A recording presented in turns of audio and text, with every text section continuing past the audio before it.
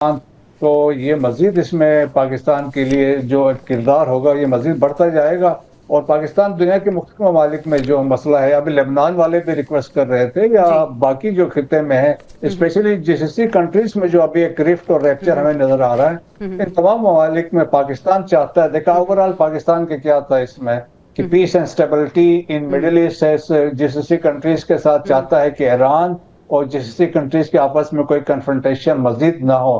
So that is the sole objective था जो इसमें बिल्कुल सही। और पाकिस्तान ब्रिगेडियर साहब, कामयाब हुआ। ये चीज़, ये बात साबित कर रही है कि आलमी सिफारतकारी में पाकिस्तान ने अब अपनी जगह बनाई है और एक स्टैंड कर रहा है और पूरी दुनिया पाकिस्तान की अहमियत को देख रही है। सईद मोहम्मद खान साहब, यही सवाल मैं आपके सामने रखना चाहूँगी, पाकिस्तान के किरदार को एज अ मीडिएटर आप किस तरह से देख रहे हैं, और पाकिस्तान ने जो भरपूर सिफारतकारी की है, आपकी नज़र में आपको लगता है कि ये जो कॉन्फ्लिक्ट है इन बिटवीन ईरान और अमेरिका, पाकिस्तान जो है इसे रिजॉल्व करने में कामयाब हो जाएगा? इसमें तो कोई शक नहीं है जवेरिया कि इस वक्त पाकिस्तान दुनिया का वो वाहिद मुल्क है जिसकी दुनिया का हर मुल्क सिवाय 2-3 के सब तारीफ कर रहे हैं। और वो 2-3 वो हैं जो कि क्या कहते हैं, एंटी मुस्लिम और इंडिया के दोस्त हैं। ये सबसे पहले हमें ये बात समझने की जरूरत है कि जो मई 2025 के बाद जो नया पाकिस्तान उभरा, वो पाकिस्तान ऐसा था जो कि एक कॉन्फिडेंट था। दुनिया ने उसकी मिलिट्री कैपेबिलिटी को अप्रिशिएट किया।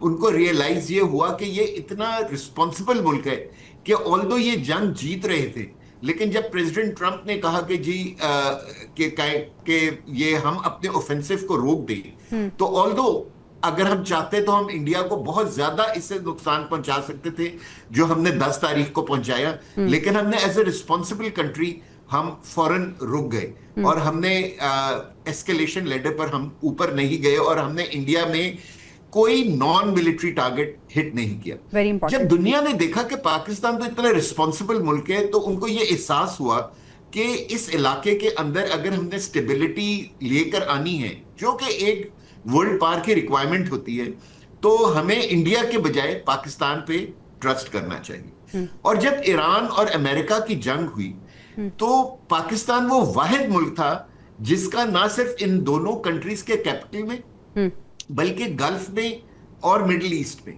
जितनी कंट्रीज जो अफेक्ट हो रही थी इस जंग से, हमारे हर एक के साथ बेहतरीन ताल्लुकात थे। सो इनिशियली हम लोगों ने एज अ फैसिलिटेटर काम किया और उसके बाद हम मीडिएटर के तौर पर सामने आए। यही सवाल बड़ा इंपॉर्टेंट है, ये मैं डोगर साहब आपके सामने रखना चाहूंगी कि भारत को जिस तरह से अभी बात कर रहे थे सर कि हम मजीद नुकसान पहुंचा सकते थे, लेकिन हमने ऐसा नहीं किया।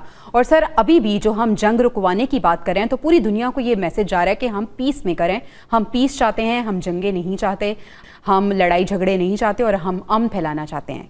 क्या कहेंगे आप? मुस्बत पैगाम पाकिस्तान दे रहे हैं हमेशा। देखिए, आज से 8-10 साल पहले जिस तरह से पाकिस्तान का जो इमेज था इंटरनेशनली, वो आपके सामने है। पाकिस्तान पॉलिटिकली डिप्लोमेटिकली आइसोलेटेड था, इसमें कोई शक नहीं है। इंडिया जो था वो बार बार पाकिस्तान पर एक दहशतगर्द स्टेट के तौर पर पाकिस्तान को दुनिया में बदनाम कर रहा था। और आज आप 2026 में आप देखें कि सारी दुनिया पाकिस्तान को अप्रिशिएट कर रही है as a facilitator, as a moderator, और भारत मुँह छुपाए फिर रहा है। और सारी दुनिया अब जिस तरह से AI ग्रीन जो कांग्रेसमैन है, उन्होंने ये एक राहदार जो है, रेवोल्यूशन जो है वो दी है, और उसमें उन्होंने ये भी जिक्र किया है कि पाकिस्तान को जो मुश्किलात पेश आ रही हैं, जिस तरह से शहरों में बंदिश हुई और जो सब कुछ है, इसके बावजूद लिमिटेड रिसोर्स के बावजूद पाकिस्तान इतनी बड़ी एक चीज़ कर रहा है कि यहाँ पर मीटिंग करवाई जा रही है। आज मैं अभी पढ़ा था वॉल स्ट्रीट जर्नल में एक खबर थी कि नेक्स्ट वीक में उन्होंने ये क्लेम किया कि नेक्स्ट वीक में